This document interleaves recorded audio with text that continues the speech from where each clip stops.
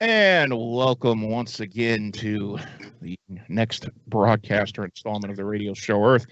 My name is Scott Haire.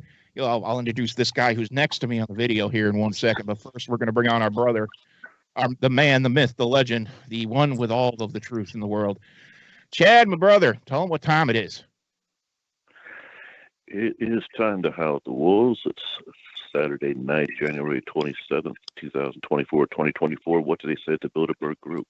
As you like it. We have an awesome show for you tonight. We got a lot to talk about.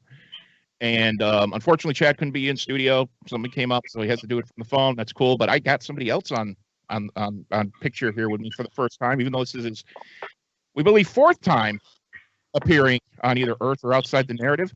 He is the host of Discussions of Truth. He is a writer. You can find a column that he writes on yournews.com, which we're going to be talking about one of his articles tonight. Man, what else has he done? He's an author. He's been an MC at events. He's introduced me to a bunch of different people. Dr. Artist is coming on the show because of that, man. Mr. Ian Trottier. Ian, what's up, bro? How you doing? Let's not. I like to talk about, or I like to tell people about it. People that have been in New York or ever driven in New York may be familiar with parking their car. And in 2012, I sold a valet parking business a very, very small business that I started in San Francisco. And I sold it to the largest parking operator. I sold the name to the largest parking operator in New York City, a guy that owns a second generation. His name is Billy Lerner. The name of the business is called Imperial Parking.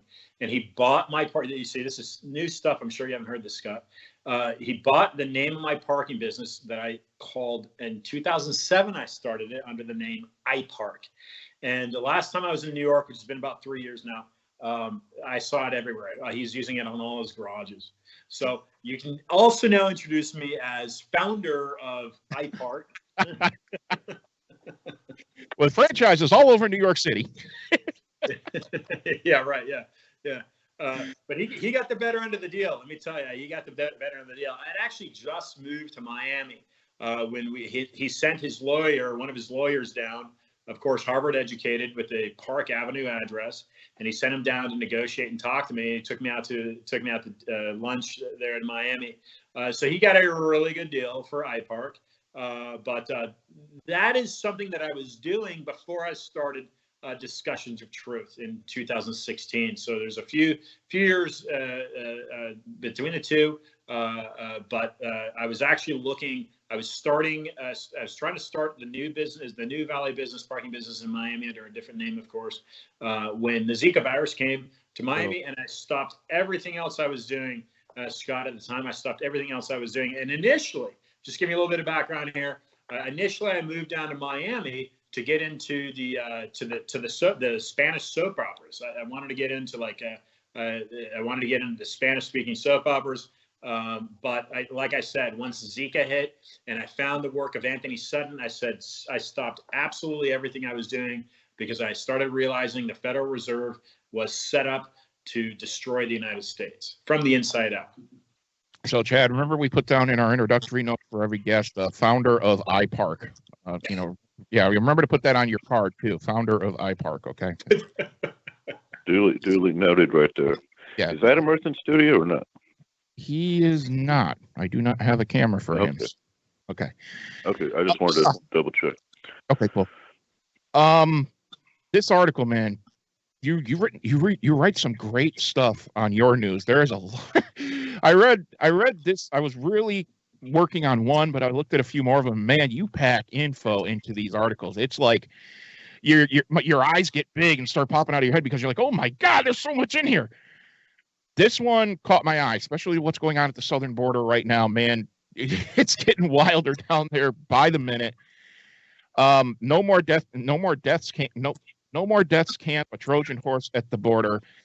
I'm going to deep dive this a little bit just because of everything that is going on down there. And of course, there's other things that have just happened down there as far as with the Border Patrol saying, we're not arresting any of the Texas National Guard.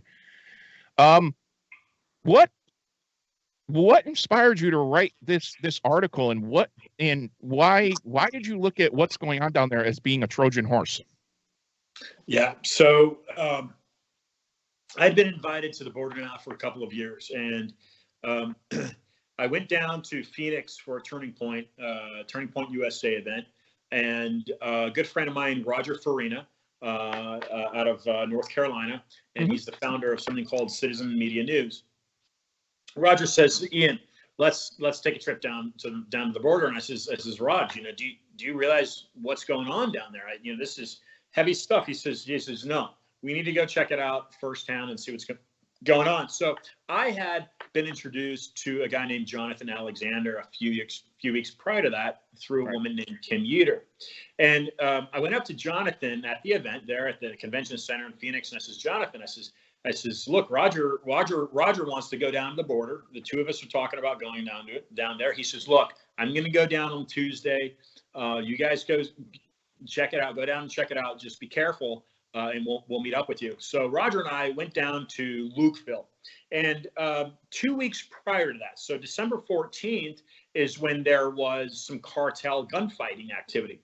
I'm not sure if it spilled over to the U.S. side or not, but it was enough to shut down the Lukeville point of entry and shut down the Sassabee point of entry. So we went down to Lukeville point of entry, and it's about 40 minutes north of a small little town called Ajo.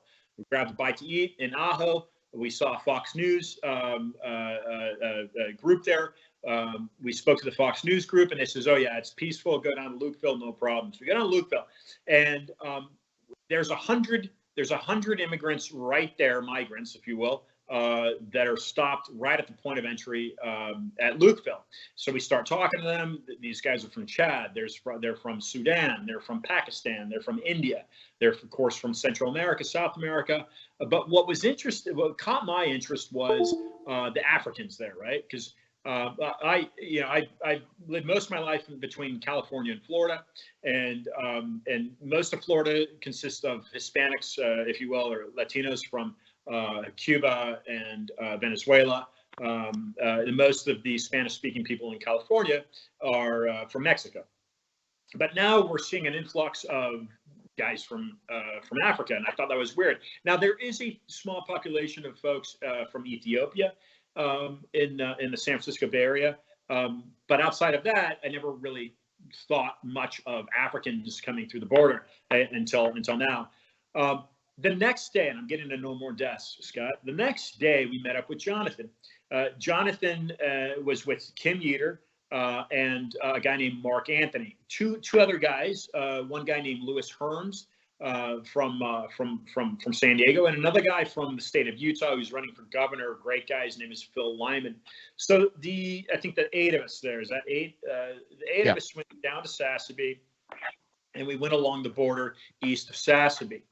And Jonathan says, look, you got to take a look at this thing called No More Deaths Camp. So Scott, let me back up a little bit. I'm going to back up to, let's go to June of 2023. I got a phone call from a very good friend of mine in Palm Beach. She says, Ian, I want to introduce you to a rancher in Oregon. He's looking for a hand. So I get on the phone with this guy. Curtis is his name. And Kurt says, hey, look, we're seeing immigration issues up in Oregon, and we're having to basically, he says, Ian, I want to fend off the socialist incursion coming out of Salem and Portland. That's literally what he says. He uses the term socialism. So I says, okay, well, I've been doing my podcast now for 7 years. I know a few people, a guest that's been on your show quite a few times, and I didn't realize, Scott, that he was the connecting factor here. Brooks Agnew is one of the early guys that I called to get out there. Brian Artist came out there. So I lined up 30 different speakers, people that I know from different conventions, different movements, guests that have been on my show, and they all went out to this small little town called Baker City in Eastern Oregon, and we put on an event. That alludes to the fact that you mentioned that I was emceeing the event. So I emceed the event. So there's a woman out of Tucson, Arizona. Her name is Kathleen Wynn, and she's running for the Senate seat, or a congressional seat out of Tucson. And Kathleen is a person that I know, and Kathleen got wind of the success, if you will, of what the Oregon event was. And so she says, Ian, can you organize an event down in Arizona for the ranchers there? So Kurt, the Oregon rancher, gets on the horn to a guy named Jim Chilton. And Jim Chilton owns a 50,000-acre ranch. He leases about 90% of it from state and federal. He leases what are called the grazing rights for the cattle to graze on the lands. But part of the land that he personally owns is right on the border. So it's about 20 miles south of where his home is located, which is very close to the town of Aravaca, which is about 30, 40 minutes southwest of Tucson.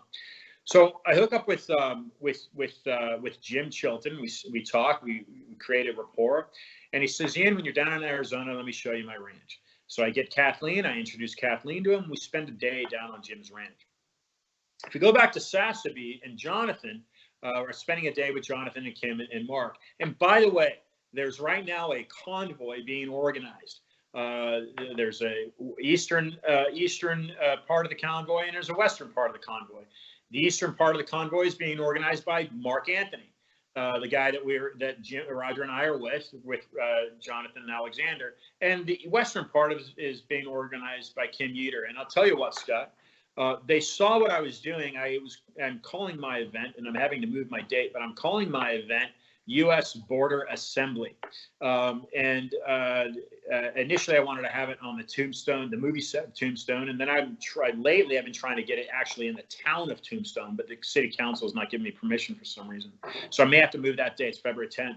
But literally, I believe that from our time at the border that day, and they saw what I was doing with the U.S. Border Assembly, Mark Anthony gets the idea to put together this convoy. And I know Alex Jones was talking about it a few days ago, and then Drudge Report is talking about it. So it's possible that it might get on some of the larger streams this week with Newsmax, Fox News. At some point, I believe it seems that they're picking up enough steam that it might grab the attention of some of these larger media outlets. And we'll fold that back into what's happening at Eagle Pass. So Jonathan Alexander, who people will see on Newsmax, says I needed to look into No More Deaths camp. And the more I started looking into it, he sent me a cache for about 500 Border Patrol documents. So what happened is under the Trump administration, Scott, No More Death Camps was got a warrant to move into No More Death Camps and make arrests. This is a non-government organization operating on private land. The land is owned by a former author. She passed away recently. Her name is Bird Baylor. I think she wrote children's books, something benign like that. But No More Deaths Camp is a religious-based organization founded many years ago, back in 2007. And their mission literally is to be a refugee service, to give blankets, to give water to the illegal immigrants. Well, as far as I'm concerned, they're an alibi, if you will, to the illegal. They're fostering the illegal activity, but it's happening on private land, so you have to have permission to go onto the private land. Right.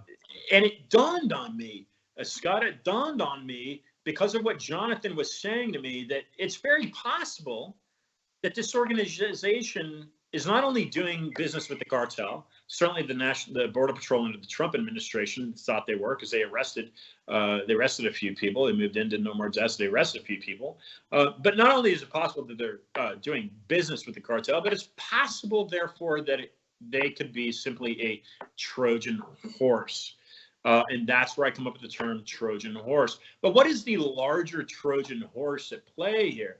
Well, if we look at like I had alluded to, the Federal Reserve being created, and we know this from previous dialogue in 1913, Woodrow Wilson. And by the way, President Harding supposedly died. Well, he died in San Francisco. He took over the Oval Office from Woodrow Wilson, but President Harding was opposed to the League of Nations, and the United States never formally joined the League of Nations, primarily because of the politics of Harding. Now, the League of Nations had been formed, I think, before he got into office. I think the League of Nations had been formed under Wilson's administration, but were there enough congressional political power in D.C. at the time to say, no, we're not going to be part of the League of Nations? Now, we know that the League of Nations was the precursor to the what became known as the United Nations. Why that's important is because nobody really talks about this. We're told that Harding, I think, died of food poisoning. I don't know what the official toxicology report is, but what I've started looking into recently is the possibility that the man was assassinated because of the opposition to the League of Nations. He died in the city of San Francisco, and we know that the United Nations was chartered in the city of San Francisco in 1945, I think was the year. So it's possible the politics in San Francisco, which we know, and I don't know if you've read a book, and I know I'm jumping around a lot and from the No More Death from the Trojan horse angle, but it's important to kind of conceptualize a larger picture here of what might be happening economically, financially to the country for well over 100 years. What's important to understand here is that the Rothschild have controlled the gold trade out of San Francisco since the 1940s. The Rothschild have owned that gold. Now, there's a guy named Peter Beter, and I think I've spoken about him to you before on the program. Dr. Peter Beter was appointed the president of the Import and Export Bank under JFK. And we know JFK was definitely assassinated because he was opposed to the Federal Reserve, right? He put in the silver certificates in circulation, just like Abraham Lincoln had. So if we look at the Rothschild root and role in controlling the gold trading and mining out of San Francisco, and we go with Peter Beter saying in the early 70s, he was saying on his radio show that Fort Knox supposedly housed U.S. gold. FDR confiscated private ownership of gold under his administration. A systematic design, right, to slowly take power away from the American citizen, and they've been very successful at it. So anyway, so the concept of labeling these NGO like No More Deaths Camp as a Trojan horse comes from a guy named Michael Yon. Now I'm going to stop there because I haven't allowed you to ask any questions, and I will just continue to talk. Wait. You know, there is so much info, and I want you to get as much in because it's just there. It's not just No More Deaths either. I mean, it seems to centralize there, but there is such a network that you describe. That is just, I mean, it goes into Native American private, you know, the Native American reservations in the area. It goes, I mean, you know, you are a big believer that the Vatican has a lot to do with this. It's, you know, China is kind of the one everybody's looking at, but we should be looking over here. I always say the left hand never, you're looking at the left hand while the right's doing something else. The article just goes in so many different directions that, and then goes into probably organizations that are basically part of the United Nations that nobody's probably ever heard of, like the International Organization of Migration. Anyway, so you know, I'm just right now just letting you go, just explaining everything out. I'm trying to figure out, okay, where to focus. You know, what's the best focus? I think right now with the No More, because this goes, you talk about the Panama Canal, this goes all over the place. The thing that really struck me was because I've heard this before, and I've heard this before from people I know who work within the Justice Department. I've heard about Native American lands and the fact things are going on those lands, and they're frustrated they can't stop them. And these are patriots. These are people that, you know, they want to stop them. They don't understand this, but using Native American, when you think about a Native American reservation where the fences don't go through, they're private land, so they can't. That wall was one thing, they couldn't build it through that Native American border, because I know there's one reservation where it goes into Mexico. It's a perfect place to have one of these, like you said, Trojan horses or fronts to be able to keep, or to be able to have these cartel business, you know, these businesses of slave trading and you know, bringing in illegals. It's the perfect place to do it because it's the perfect place to hide. It's the perfect place to be able to hide what you're doing. And I mean, that was alarming to me because I'd heard it before, and now that you said it again, I was like, okay, this is a bigger problem than we think, because we're not, you know, we're looking at places like Eagle Pass and stuff, but we're not focusing on these reservations where a lot of this stuff is happening. Yeah. So I open up the article with I allude to a guy named Jean-Marie Amiot, a French Jesuit that translated the book Sun Tzu. Sun Tzu supposedly was a Chinese general, 5th century BC. But what I argue is that possibly this character is simply fictitious.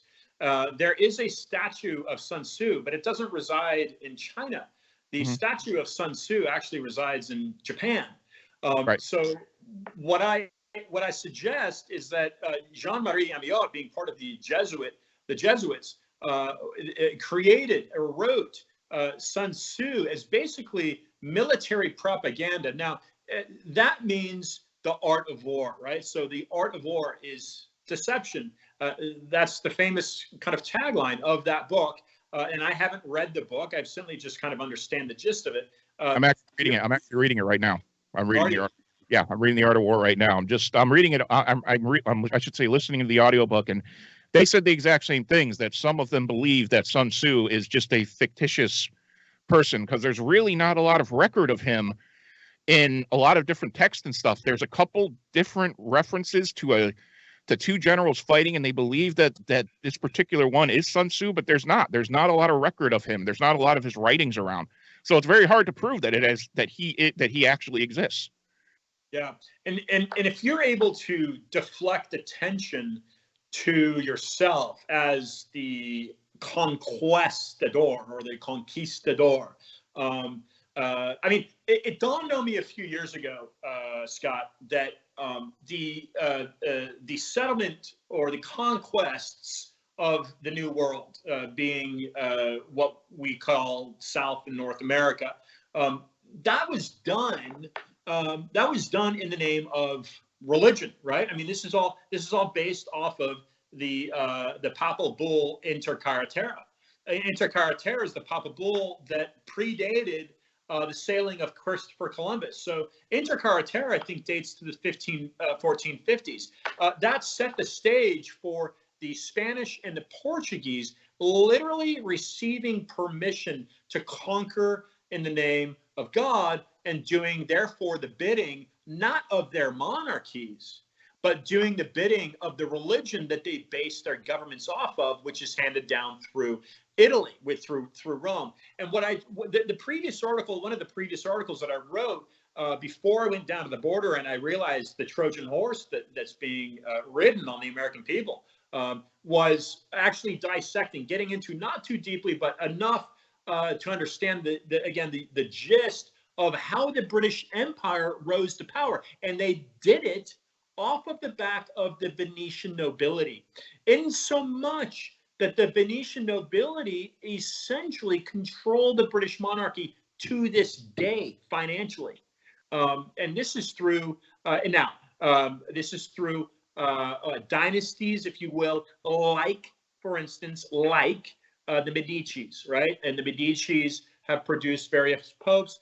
The Medicis funded the Renaissance. The Medicis, the modern banking system in the New World or the Western world is all based off of the Medici banking system. The Rothschild based all of their banking off of the Medici. The Medici are still in power. So are the Orsini. So are the Aldobrandini. Some of these very old bloodlines route to Venice. But my point here with the Venetian nobility even has to do with American slavery, right? Because Plato, who was the mentor to Aristotle, it was Socrates, then Plato, and then Plato produced Aristotle. And then there's even talk about Alexander the Great, who was mentored by Aristotle, possibly having a tiff with Aristotle, and Alexander being poisoned by Aristotle and these people. But the major difference here between Aristotle and Plato is really how the United States has evolved as a country, whereas Aristotle believed firmly in a class system. Plato believed every man for himself. That's the basic gist of things here. But let me introduce right now into the discussion, if you will. Let me introduce a guy named Michael Yon. And by the way, Michael Yon told me a couple days ago that he will be getting involved in this border convoy. Michael Yon, I don't know too much about him. I was just introduced to him about a month ago, but I spent 2 hours on the phone with Michael Yon. He's former special ops, I believe. He's based right now in Panama. And Michael, what Michael told me, Scott, really confirmed the angle that I've approached all of my research from. And again, it's all based off of a guy named Anthony Sutton. And Sutton was a former Stanford Hoover Fellow that in the 70s was censored by Stanford. He had gone to Miami Beach and he'd given a talk a presentation in Miami Beach about the corruption behind the Federal Reserve and the Bush family. And he links together the Skull and Bones Society, which is a Jesuit-controlled secret society out of Yale University. We know this. And that has a link to Elihu Yale and something called the Russell Trust. Elihu Yale was a shareholder. He was considered a president of the British East Indies Company. Okay, and this is controlled by the Rothschild. So if we're looking now at the Skull and Bones Society, Anthony Sutton, we're coming back to the United Nations. We're adding up all the financial strings. What we have at play right now on the border, and this blew my mind, Scott, when Michael told me this. He says, Ian, he says in 1977 there was something called the Torrijos-Carter Treaty, and perhaps some of your viewers and listeners are familiar with a guy named John Perkins. John Perkins is an early guest of mine on Discuss Your Truth when I was in Windward Radio, and John Perkins. He's been on the show. He's been on your show. He's been on the show. Oh, yeah, multiple times. He wrote the book Confessions of an Economic Hitman. So he wasn't directly employed by the CIA, but he was employed by a company that was employed by the CIA. And he describes how these people. So Omar Torrijos, I think, was his name. And Omar Torrijos wasn't agreeing to some of these things. And I think he was, if I've got that in my history right, I think he was assassinated. He was killed. His plane blew up. But Carter and Torrijos reached an agreement that said that at the end of the century, the Panama Canal would be turned back over to Panama. Well, you know, the isthmus of Panama, people have been trying to create a canal for 500 years. Carlos V was trying to create a canal. The Scottish went broke trying to create a canal in Panama. It was under Teddy Roosevelt that the United States successfully started it, financed it, and then I believe it was under Woodrow Wilson that it was completed.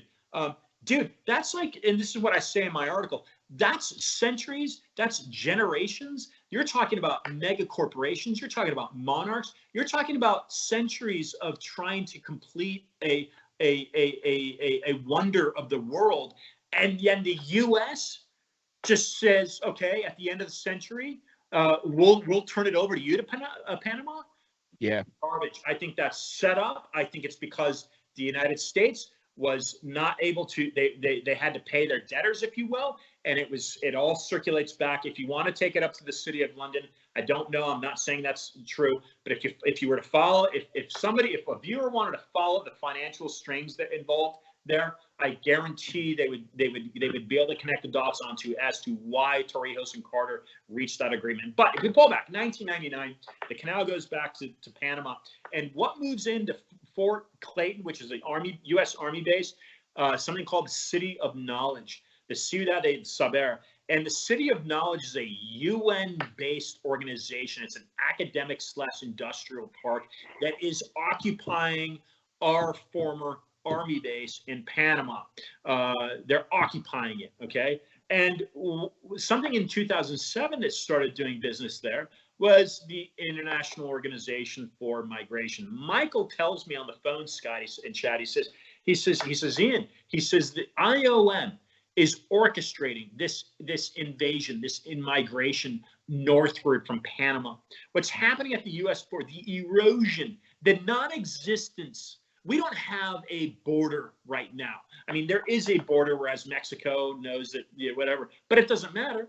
Anybody can. I was right there, guys. I don't know if you've been or not. I was right there, and it was people are just walking over. They were walking over, not being stopped, not being. I mean, it's that easy. It's just completely open. It doesn't exist. The border doesn't exist. So this is all being driven, according to Michael Young, by something called the International Organization for Migration, which is not an NGO. They're considered an agency of the United Nations, but is the United Nations an NGO? Well, who recognizes that as a government? The United States doesn't necessarily recognize it as a government, but it's certainly recognized as a governing organization, and so much that it operates its headquarters in Manhattan on land that was donated by the Rockefeller. Right. So we do know that. So the international, it's kind of in the same way as the Federal Reserve. They're not an official government organization, but yet they regulate like they are. Right. They regulate there. They're considered a corporation.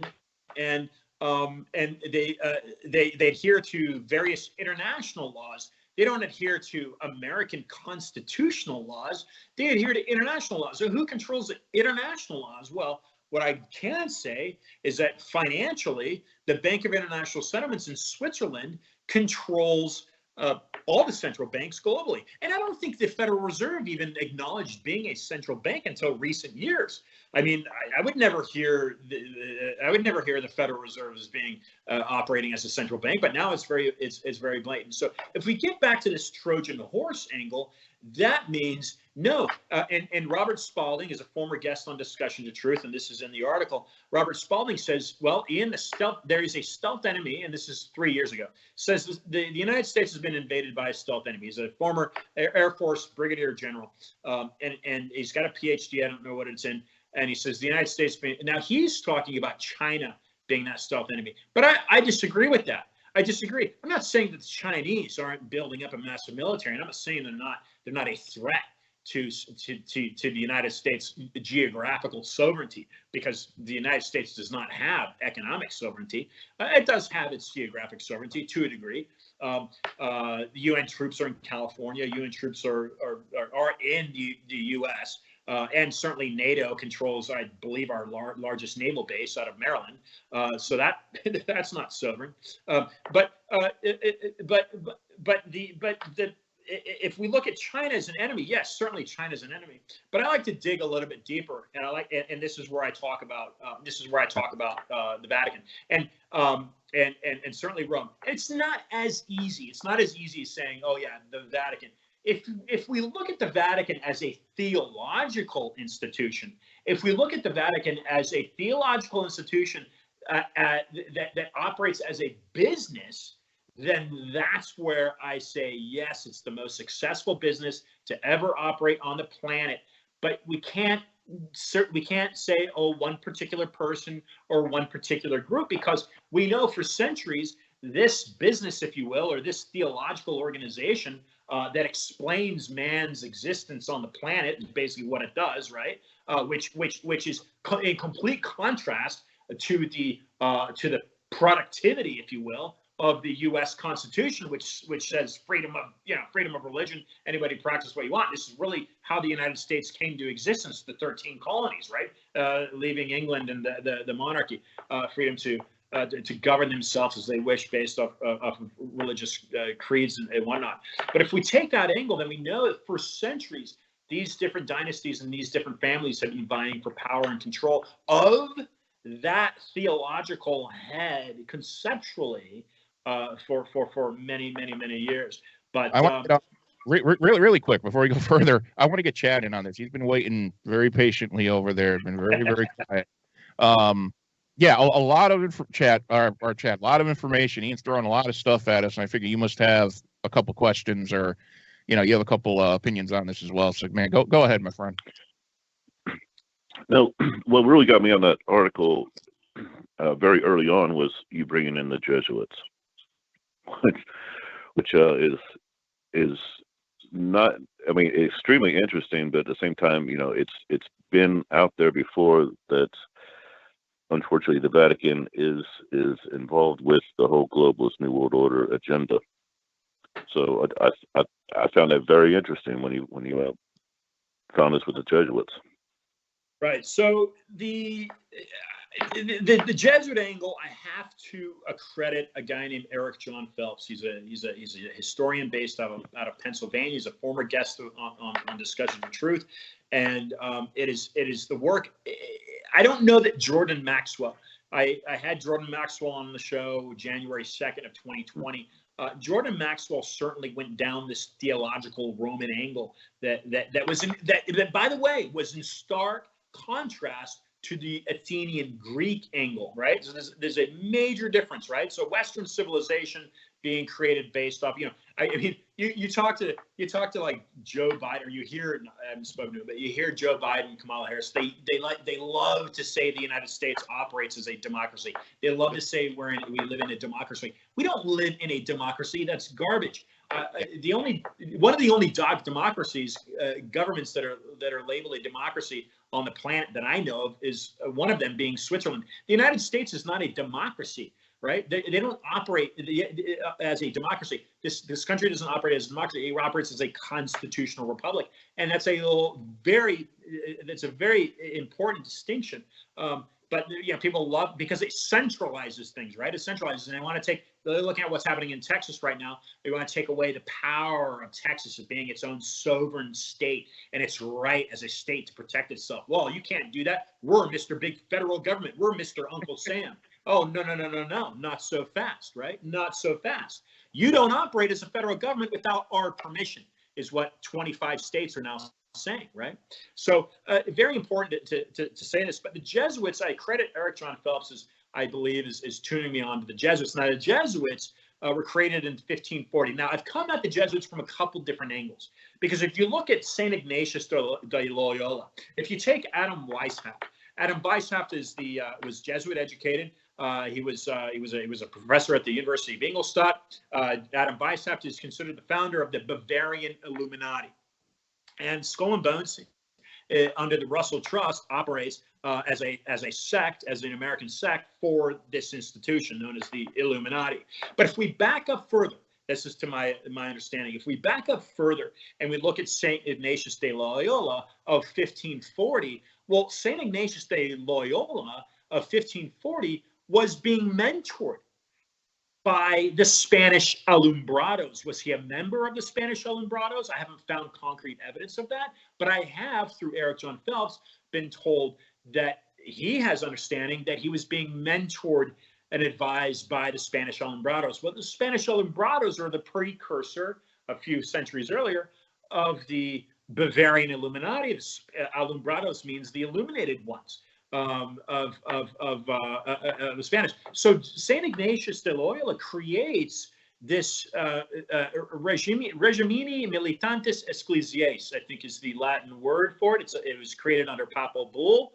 It is a military order. It is a military order instituted again by papal bull. I think it was Pope Paul VI, maybe. I'm not sure. I think it was Pope Paul in 1540. To operate, and their objective under this papal bull, as the Society of Loyola, their objective to conquer. And how do they conquer? They conquer by means of deception. It was their goal, and this is what they did in England. So if you take the Mayflower, if you take the Pilgrims, if you will, on Plymouth Rock, the reason they left that British system, or being what was under Henry VIII, the Church of England, was for this. Again, we're getting back to this religious freedom, right? The right that every man has to function freely. But the Jesuits basically created Oxford University. I think it's Oxford, not Cambridge. Might have been both. I may have the two of them mixed up. But what their goal was to infiltrate the education system, and you literally twist the frame of thinking for new generations, and then you build on that with every other subsequent generation.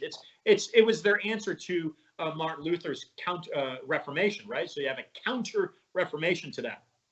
Now, if we look at the United States and we look at schools like Georgetown University, well, Georgetown University is a feeder. And even, in fact, and I talk about it in the article, even Carol Quigley, who was a mentor for George Clinton while he was at Georgetown University. Georgetown University is the oldest, and Carol Quigley wrote Tragedy and Hope. Georgetown University is the oldest Jesuit institution. In fact, the United States as a government got their Great Seal with the eagle from Georgetown University. They're almost absolutely identical. So the Jesuits through Georgetown have controlled politics from very, very early on. Let me just insert something that I think your listeners may be interested in. If you take, for instance, the White House, we are told is named the White House based off of the color. right? We're told the British burned it, and we're going to stand up against the British and paint it white. So we dare the British to burn it again. Well, if we take into consideration one of the founders of the colony Maryland, named after Mary, right? The mother, the supposed mother of Jesus Christ, if you will. And again, if people are religious, I'm not here to offend anyone. I'm just kind of looking at facts here.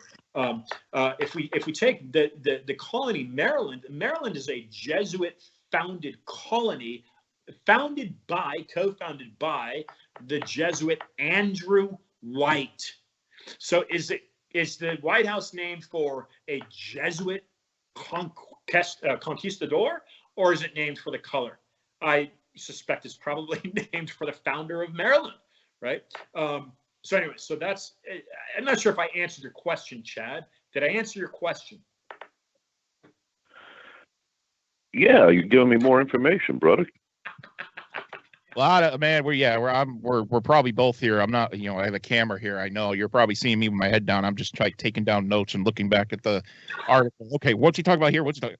Andrew White is very interesting because one of the last names in my family tree is White, and I do have roots that go back into that Delmarva area. So I got to go back and look at that because I think there is an Andrew White in there. In fact, Scott. The land that DC sits on today, and again, there's a lot of the Illuminati ties into it. The Illuminati is a factual based organization. We know this through Adam Weishaupt. We know this through St. Ignatius de Loyola, the Spanish Alumbrados, and whether it still functionally exists or not, absolutely it does. There's certainly factions of it do, and it seems to be operating under the Papa Bull. The 1540 called Regimini Militante Ecclesiae. This is a military order that what it seems to be that this entire organization, or rather what people would consider a secret society, is operating off of. That's a lot of Roman power. This is the most sophisticated war machine ever created by man that is over 2,000 years old. Really quick, if you could do it, because I think we probably have some listeners, if you haven't touched on it yet, I can't remember. Explain what a Papa Bull is. I mean, I'm sure some people are thinking about this going, what, it's a Father Bull? What do we, but explain a little bit what that declaration is and, how it originated. Yeah, so I'm not exactly sure when the first Papal Bull, I believe it takes, I believe it has to do with, and I need to look into this more. You take the initial Roman form of government was based off of the Caesars, right? And there were, I think, something like 9 Caesars, and a very good friend of mine just gave me a book about the Caesars. So this is a blatant, if you will, military run-based government. Okay, it's basically like the Pentagon in the United States. So you're saying, no, we are a force to be reckoned with based off of our military, and a lot of this has to do with Constantine. And I'm not sure if I've spoken about Constantine in the past, but Constantine 300, I think at 300 AD, was actually crowned emperor of Rome in a town called Eboracum. Eboracum is known today as York. This is England. A lot of people don't realize Constantine. This is the stretches of the Roman Empire and how long they have been a global power. Constantine was crowned emperor of Rome in York, basically York. It was then called Eboracum because his father had a retirement estate up there. And I've actually been to York and I've seen the statue, and it's him sitting on a throne. And he's got lion heads on his shoes, and he's got a large sword. So a lot of that structure, east versus west, when the Roman Empire kind of split in half, has to do with these Constantinian rule. And hopefully some of your listeners has already picked up on New York, the Empire State. Jordan Maxwell talked about that a lot.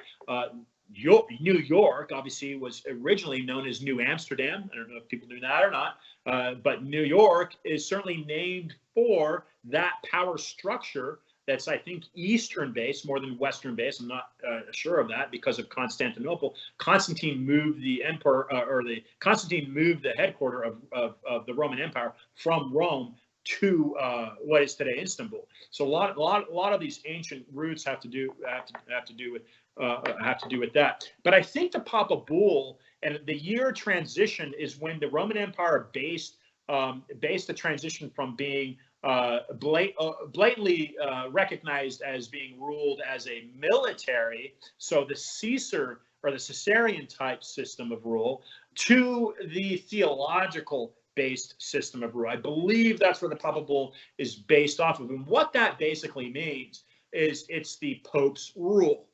So the believers into the system certainly believe that the Pope represents them in their reporting, if you will, or their adhesion to God's system, right? So the Pope is basically God's representative on the planet in that system, right? And most religions are based in this way. The Papal Bull, therefore, is the law of God because the Pope said it. So the entire, for instance, this BLM garbage that we saw a few years ago, they're saying, white man is evil and the colonial systems are evil and these sorts of things, let alone that under the United States, no African descendant, of course, we can argue that all peoples come from Africa and the mitochondria Eve. That's a different argument. But if you will, the former slaves, if you will, people of descendants of actual slaves, they've never been given a better opportunity, in my opinion, in any other civilization outside of what has been created here in the United States. But the fact that what I'm getting at is that slave trading system is not American. It's not, it's not that George Washington designed the slave trading system. This is an economic-based system that was adopted from the Roman, and I have them listed on in my book that can be purchased at Books A Million. But I have these different Papal Bulls that give power, and I went to one of the crux that created the transatlantic slave trade. It's called Intricacies. It's a Papal Bull called Intricacies, and it basically, the Pope split the globe or the Earth, if you will, whether it's regardless of its shape, split the map in half, and he gave Spain conquering rights, if you will, to one half of that map, and he gave Portugal the conquering rights of the other half, and literally gave them permission, if you will, permission from God to trade the Saracens and some of these other terms of these Africans. That's what the slave trade is based off of, is Papal Bull. But that's what the Papal Bull means. Now, let me just say this, so I know you got another question. Yep. During that transition, remember I was talking about the Caesar rule to a theological rule. So you have a blatant military, beat my sword type thing, I dare you, to a theological rule. And I'm not sure what year that was, but this is very important because when the Roman Empire changed from that blatant military governing rule to the theological approach, it's really a brilliant move. I mean, this is brilliance, if you will, from a military concept mind. It's brilliant. What they did then was they used other armies to be their proxy, and that's exactly what they used with the Spanish army, the Portuguese army, the English army, the French army, to conquer these two continents. That's exactly what they used. They used these monarchical type systems with their militaries to do their bidding. Anyway, so that's what the Papal Bull is. Yeah, I mean, I was just going to have a comment on when you went into the slave trade and the fact that it's not a U.S. originated idea. Or from what I've known, it comes from Eastern Europe, and I tell people, and they're surprised to find out that the first slaves to come over to the Americas, they were not African, they were not even Middle Eastern, they were Irish. They were They were brought over. They were brought over, I believe, by the Dutch, and they were brought over from the area which is known as the County Armagh, where my family is from. That's where my bloodline goes, to the County Armagh. So I tell them, if anybody should get reparations, it should be me, because I could very well have family members that were slaves down in like Brazil and Argentina, and literally the Irish were the first slaves brought to the Americas. And that's going back I think that goes well before whatever it is, 1619 or whatever. It's in the 1580s or something. And yeah, so you're absolutely right. I can confirm everything you're saying by that, where the first slaves that came over here were the Irish, and some of the first traders that I think we've heard about are basically Eastern Europe and the Dutch. It wasn't from African countries or the U.S. Fascinating. I did not know that, Scott. I did not know that. Yeah. Did not know that. Yeah. Hey, Chad, go ahead. Well, hey, Ian, did you know that the first slaves were actually Irish? I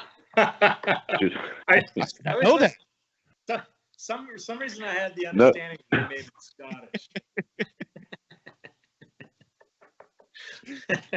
Hey, this trucker convoy thing? Yeah. Right? It's picking up steam. It is, and I still say cuidado, because well, you and I can open up our own thing down in Miami, but what I'm saying is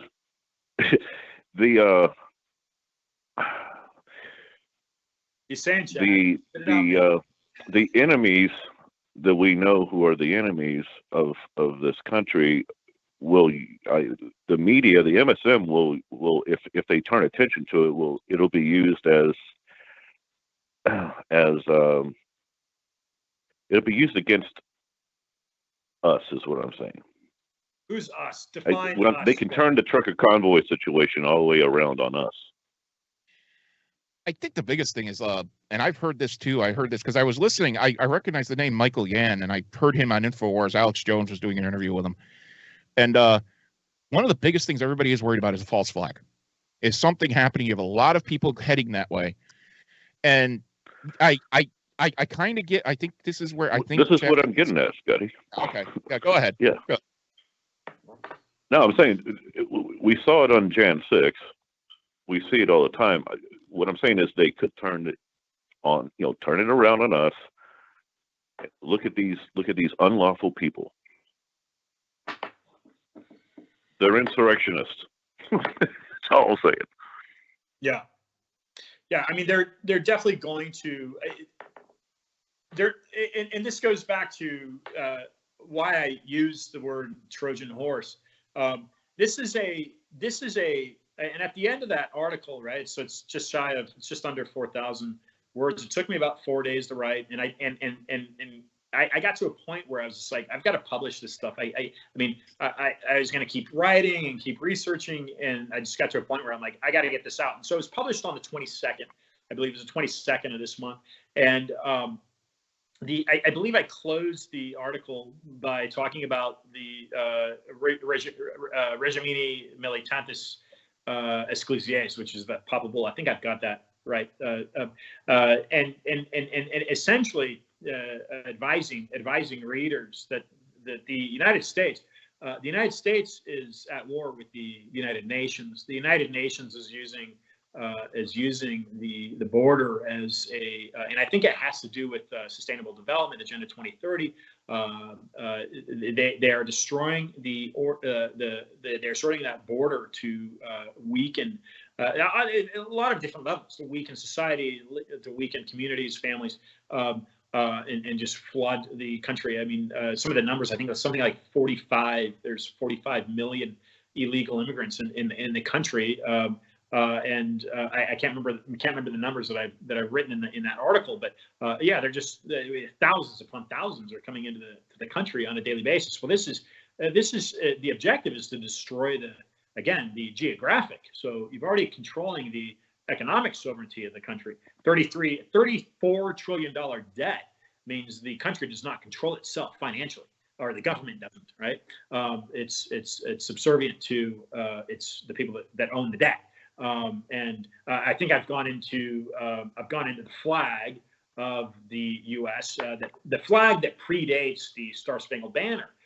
If viewers type into their search engine the U.S. Grand Union flag, I think I've done this with you guys before. The U.S. Grand Union flag, if you type that into your search engine, you yield a result. If you hold that result and you open up another browser and you type in the flag of the British East Indies Company, which was created in 1500 by essentially a previous company that became controlled by the Rothschild, British East Indies Company.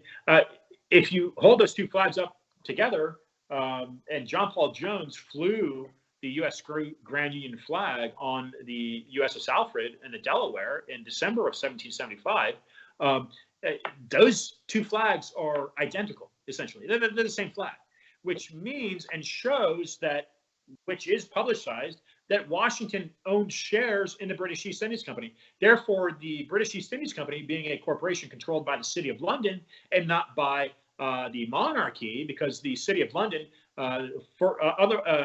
historically known as Londinium, that's it. That's the first flag of the United States as a union, or that became known as the United States. That's it. That was a continental. It was called the Continental Flag Committee. Washington and Franklin adopted that flag, and that is the same flag, I think, that you'll find, Scott, in your show viewers, as, again, the British East Indies Company flag. They're identical. It's the same flag. Now. So the country, or the government, if you will, the government controlling the people that are supposed to be represented by the Constitution that was ratified in 1789, that Constitution has very vaguely. That's the East Indies Company. That Constitution has very vaguely represented its people in the near 250 years of existence. And if you talk to Paul Craig Roberts, which is a former guest on my show, he says, Ian, that Constitution has been completely obliterated. It doesn't exist. The Americans, you don't have. It's a facade. You think you have constitutional rights, but you don't. Well, the police state hasn't grown to a degree where we're being censored right now, and certainly there is an element of free press, even though it's very difficult to compete with the large corporations, as we know. But there is. We're not. I'm sorry, I don't mean to cut you off, but did you ever notice something about the East India flag? There's a cross in it. Yes, absolutely. I'm glad you brought that up. I don't know. I don't know if my phone will allow, but if you look at that red line that goes straight through the whoops. My phone's not playing fair. I like your hat, by the way, Scott. Thank you, NSA. Yeah, if you look and you see that the red stripe that's going through the cross, or going through the Union Jack, it actually makes a cross. Yeah, I never saw that continuous line until now. Yeah, I'm gonna have to look at other pictures, see if it's maybe a graphical thing that the person did, or if it's like that. So I'm gonna look. I'm gonna see if there's any others like that. Go ahead. I'm sorry, I didn't mean to interrupt. But what that, and Chad, I'll let you.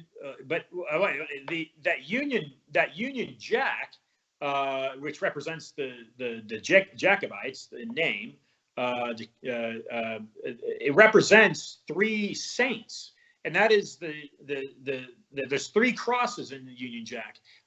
There's the Saint Andrew representing Scotland, Saint Patrick representing Ireland, and Saint George representing England. Those three countries make up the Union Jack, which you see right there, which represent the City of London, controlled by the City of London. It's important for people to understand that the City of London, formerly known as a former Roman trading port, the City of London controls the monarchy, not the other way around. So King Charles today, his mother, Queen Elizabeth, they are subservient to the City of London and somebody known as the Lord Mayor of the City of London. And this is information that David Icke's been talking about for a long, long, long time, but it is public information. In fact, City of London, at least a few years ago, they still had the actual treaty published on their website, the City of London, I think .org.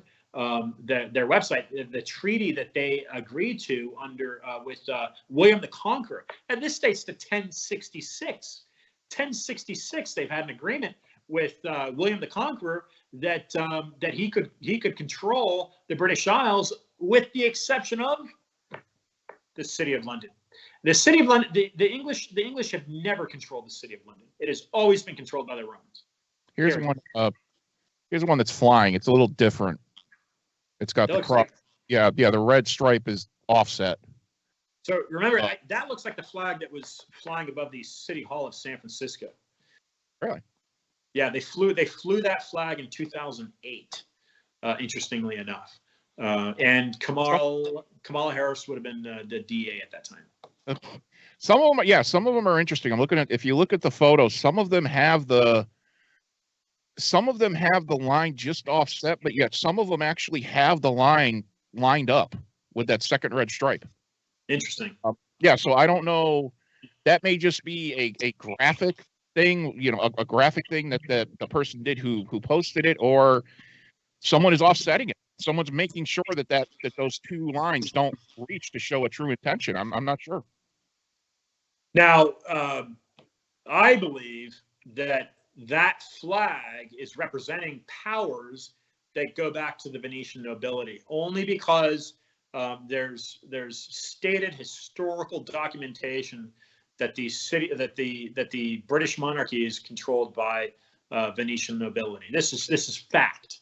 This is fact. It's not theoretical. This is fact. So it seems to be, to me, it would make sense, and I haven't looked into it, but it seems to be that flag, for instance, the 13 stripes representing 13 bloodlines. I don't know that. I haven't cross-checked that. I've read it.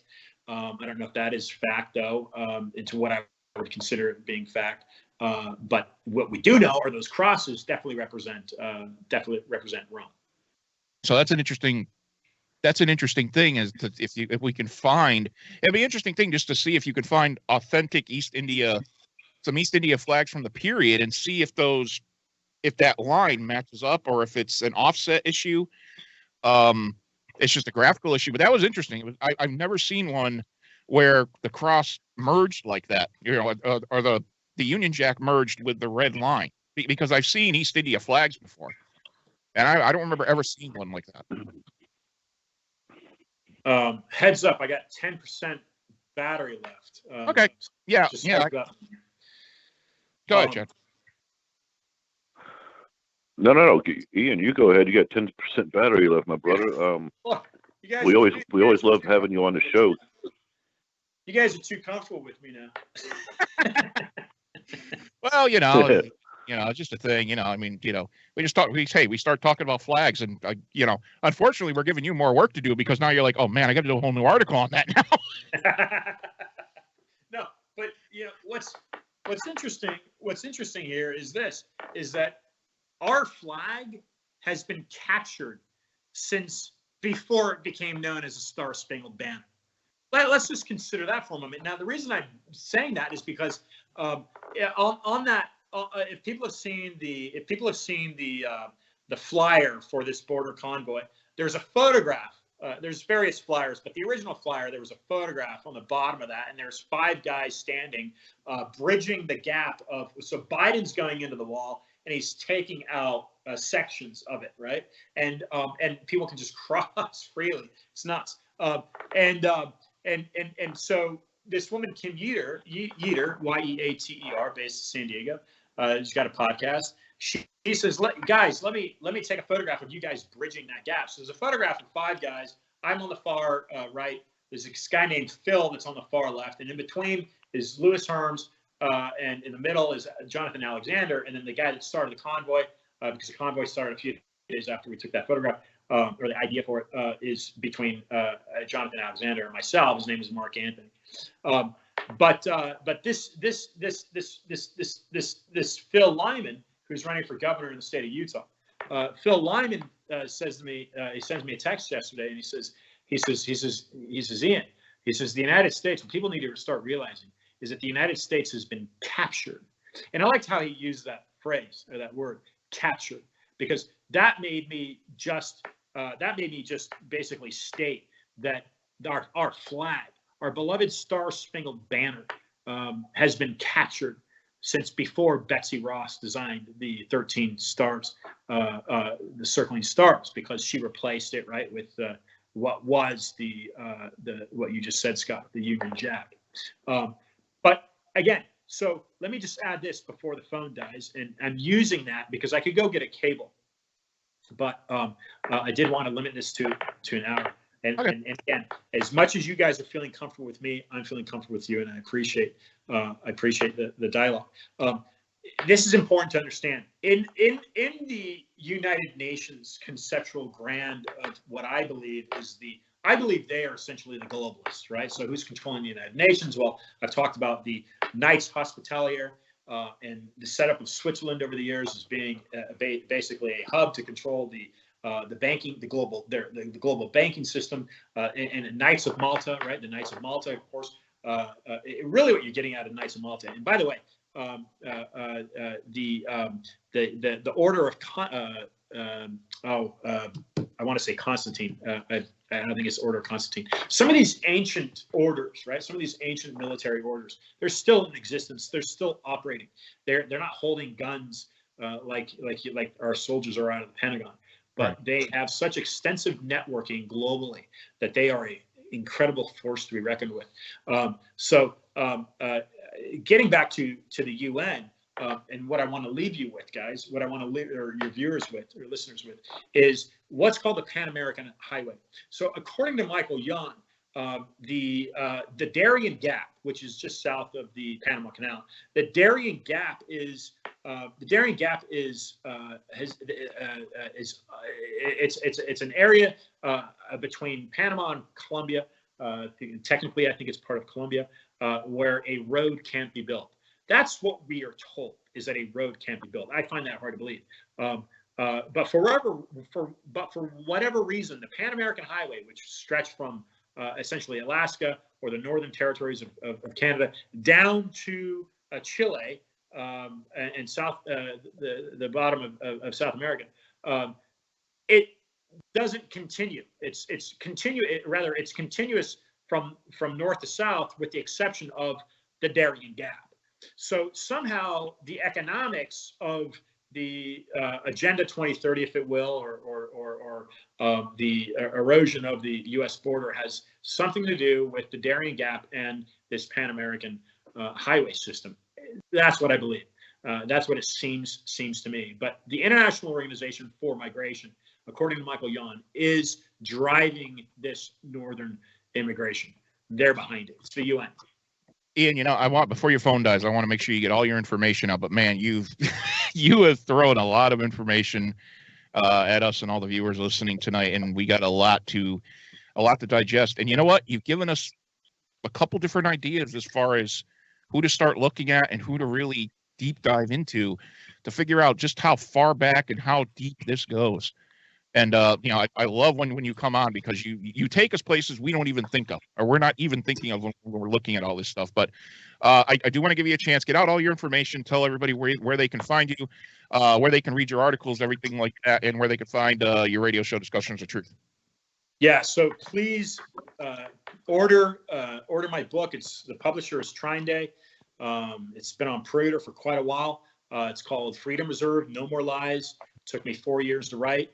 I list a lot of good stuff on there. I'm working on a second book that's going to get into the politics of basically Athens versus Rome and bring it up to present day.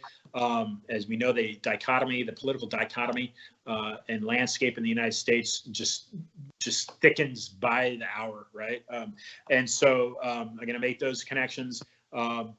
Your News is a platform I've used the past maybe year or so, certainly 8 months, to publish articles. yournews.com. Sam Anthony is the guy that runs that. And Substack, people can subscribe to my Substack. But the biggest way, if you want to support, the biggest way is certainly educate. education through No More Lies, Freedom Reserve No More Lies. Order that on Books A Million, and get one of these hats. These hats that I started.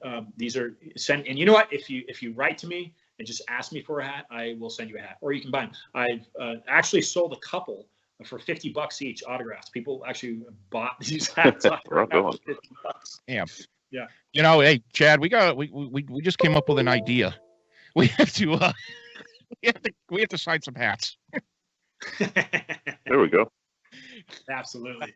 Absolutely. Yeah. Merchandise, man. Merchandise. Somebody was telling me, like, some of these upstart bands, like, you know, they don't get paid so much by ticket sales. That's where they get compensated, is through that's where they make they pay for their dinners, right? And the thing is too, when you have an Italian model modeling your hat in a picture that you send, going, look at this. I'm like, you son of a, yeah, you'll probably sell a few hats, but. Yeah, dude, that was awesome. I can't remember her name. Yeah, she's smoking hot. Trust me, I want to know her a little better than just her name, but you know, that's another story. Ian, man, I know you got to get going. We love having you on. We hope you can come back soon. Chad, do the due diligence here. Say goodbye to the man. Ian Trottier, let's get you back on again, my brother. Okay. Sounds always good. Great having you on. All right, looking forward to it. Thank you, gentlemen. Thanks, brother.